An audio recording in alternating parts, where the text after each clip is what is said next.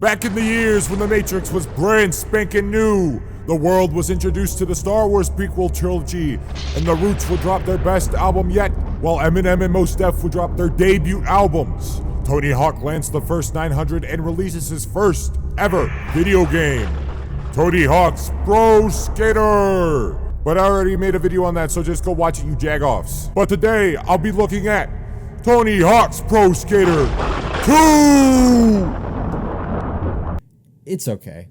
So like we all know and to be expected, the first Tony Hawk Pro Skater game was super successful with raving reviews, and it became like the second highest selling game of the 2000s. I personally thought the game was definitely good. Controls were a little rough by today's standards, but it was certainly a big deal at the time and a lot of people loved it. What was there definitely had the chance to be expanded upon, to be greater and have things added and tinkered with and etc. So it would be smart, to make a sequel. Also for the sake of money. So just a year later on September 20th, 2000 for the PlayStation, we got My Wet Dreams 2. Tony Hawk 2. It's Tony Hawk's Pro Skater 2. That's the... THPS 2 became a huge success, like its older brother, but times it by like 10 though, cause oh my god, do people love this game. It won Video Game of the Year in 2001, and even to this day, it holds the number 2 spot on Metacritic's Best Video Games of All Time list. Now, do I think it deserves that? No. For me personally, that spot would go to My Sexual Fantasy 3. Who keeps changing the names? Tony Hawk's Pro Skater 3. But we'll get to that when we get there. For right now, I want to talk about what they added and what they changed, and blah blah blah, THPS 2. I'll also be intersplicing some footage from the THPS 1 and 2 remake that was released in August last year, but I will also be taking a quick look at that game itself later in the video. For starters, the original Pro Skater 2 gameplay is pretty much a copy and paste from the first game. No standout control changes, which is a little upsetting to me because I feel like the gameplay is still kind of stiff and a little bit hard and unfair sometimes. But they did add something that would become a game change for stringing together combos: the manuals. To be honest, the manuals suck in this game. Like, they're rough and far from being perfect, and the balancing on it is not very good, and it's just so wacky that you think you got it down and then, nope, fuck you. The same could be said for grinding too. There isn't much improvement towards that area, and it is a little disappointing, although through the roughness, the gameplay is still somewhat fun and enjoyable, and the tricks are fun to pull off, especially with the new addition of custom tricks. The wide range of tricks and stuff are interesting and add a nice new excitement to the gameplay. Along with customizable tricks, you are able to create custom skate parks and custom skaters. The custom skaters and skate park would become a welcome staple to the THPS and Tony Hawk series of video games, just in general after this game. They are really cool additions, especially the custom skater, because it's like, hey, it's me. I can skate better than Chad Muska or Rune Glifberg or Spider-Man. Yeah, you can play Spider-Man in this game. That's cool. The amount of customization you can do in this is pretty cool too. From height, individual shirt, sleeve colors, hair, socks, stats.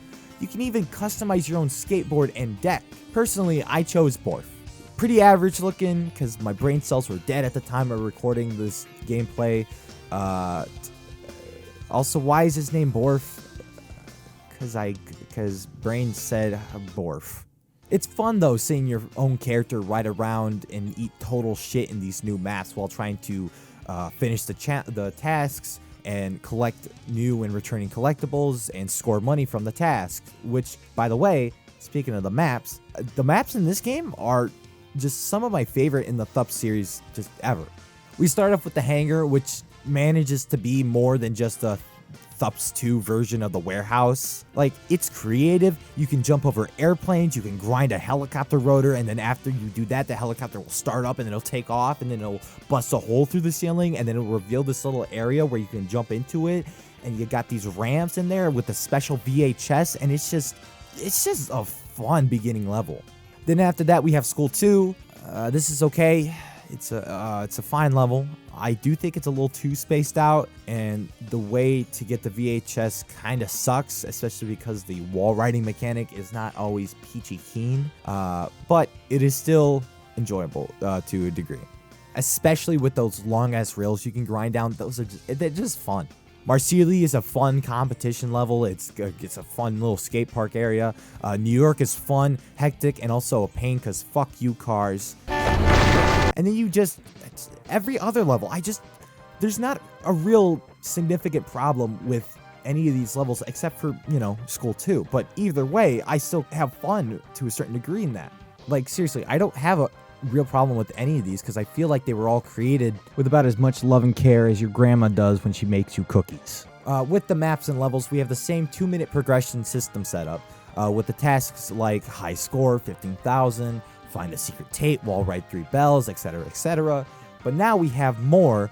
In addition to completing them, you now earn money. Money now helps you unlock things like levels and custom clothes, decks, and stats for your skater, and for the career mode. Now, it wouldn't be me if I didn't talk about the game's soundtrack, because once again, it's beautiful, it's amazing. It's got people like High and Mighty and Mos Def on there, Rage Against the Machine, Naughty by Nature. That's that's just few of a pretty good stack up of a soundtrack. Like, it conveys the perfect skating feel as the first game did, and I think that's really good. It's actually because of the soundtrack that I gained interest in Rage Against the Machine, and I also found out about the song Cyclone by Dub Pistols, which is just a really good listen in the first place, This soundtrack, it's... When it comes to THPS 2, it's definitely okay and a good stepping stone to what would be added and perfected in THPS 3, especially since most of the control schemes were copied over from THPS 1. There isn't much of a difference between the two aside from, some of the new additions. Again, it's good, but it has for sure aged, and it can be clunky if you're looking to try to get good at this game. It's got a fun control style, but it can bite you in the ass too. But luckily for us in 2020, we got something special. A brand new, polished, beautiful remake of both THPS 1 and 2 by Vicarious Visions. I figured I would take a minute to look at this game since it is still THPS 2, but in high definition! Also, because when when I made the first video, it didn't come out yet, but now it's out. So, rather than dedicate a whole video to it, I'll just look at it right now because it's THPS 2. This, along with the first game, have been polished and graphically upgraded to beauty. The careers from THPS 1 and 2 have been carried over with the levels looking so good. I love the golden look that Venice features. I love how the hangar level is now a dedication room to Neversoft and their work on the Tony Hawk series of games. The mall is an abandoned, overgrown, and kind of does a bit of storytelling when you consider that in the original THPS 1, it was shut down or at least in the midst of closing. So seeing this all overgrown and abandoned and worn out and etc. it's kind of a cool touch. I'm not going to lie. You can definitely tell that the Vicarious Vision team was really looking to put a lot of love and care into putting just remaking the whole game itself. And that also goes true for the controls. The controls are godly. They feel like THPS 3 plus Thug combined and then fine-tuned to perfection. There are additions like reverts and spine transfers, like just anything really from newer Tony Hawk games, but it just makes the skating much more enjoyable. They also added a bunch of new skaters to the roster too, like Tony Hawk's son Riley Hawk, Nigel Houston, Lizzie Armanto, and more with the classics as well. Plus the addition of Jack Black as Officer Dick. It's so good. There are also challenges that you can track and activate to earn you some more money for customizations. The customizations are pretty fucking cool. From, again, skateboard decks, wheels, shirts, pants, socks, face, etc., etc. It's just, it's up the ante.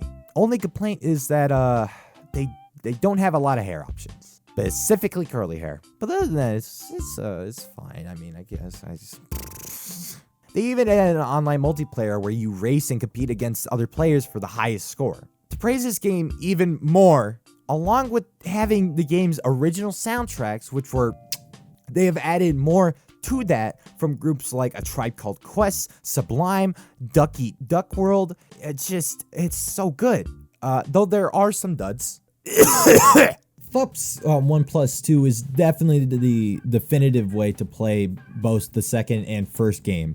But not to sound like I'm shitting on the originals, because the originals themselves are really good games, but they are clunky, they have aged, they're not the best looking, and I know not everyone is definitely down for that. I myself, I'm perfectly fine with both, but I do see myself going back to the remakes a little bit more than the originals. That's just a personal, thing. But either way, they're both still really good versions of the game. Just the remakes just happen to be a little bit more so. But luckily, the next Tony Hawk game I will be talking about is THPS 3, and that one's my favorite. So yeah, I hope you guys enjoyed. Subscribe, please, and yeah, I'll see you later.